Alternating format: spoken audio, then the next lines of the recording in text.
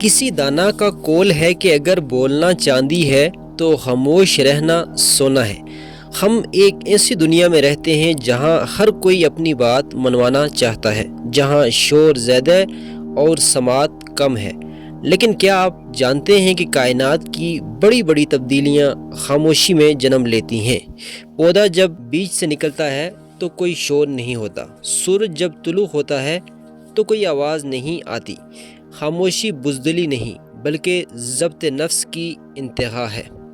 خاموشی کے فوائد۔ خاموشی اختیار کرنے سے کئی ایسے فوائد ہیں جو آپ کی زندگی بدل سکتے ہیں۔ ذہنی سکون اور گہرائی۔ جب آپ خاموش ہوتے ہیں تو آپ کا دماغ فالتو معلومات سے آزاد ہو کر گہرائی میں سوچنے کے قابل ہوتا ہے۔ یہ آپ کے تناؤ کو کم کرتی ہے۔ مشاہدے کی طاقت۔ ایک خاموش انسان زیادہ بہتر مشاہدہ کرتا ہے۔ جب آپ کی زبان بند ہوتی ہے تو آپ کی آنکھیں اور کان زیادہ بہتر طریقے سے چیزوں کو محسوس کرتے ہیں۔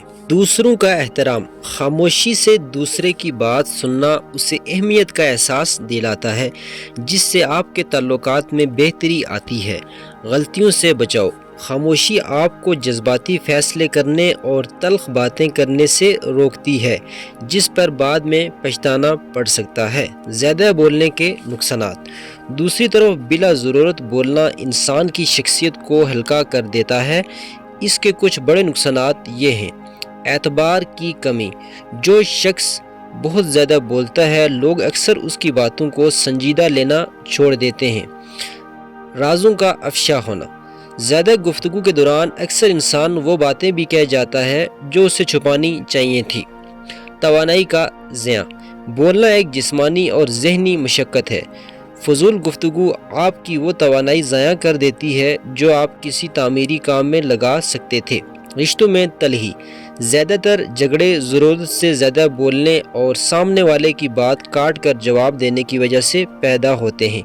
یاد رکھیے، لفظوں کا چناؤ سوچ سمجھ کر کرنا چاہیے۔ خاموشی آپ کو اپنی شخصیت کے اندر جھانکنے کا موقع دیتی ہے۔ آج سے کوشش کریں کہ صرف وہاں بولیں جہاں آپ کے الفاظ خاموشی سے زیادہ خوبصورت ہوں، کیونکہ دانائی کی پہلی سیڑھی خاموشی ہے، دوسری غور سے سننا ہے اور تیسری اس پر عمل کرنا ہے۔ خلاصہ، خاموشی کے اہم نکات۔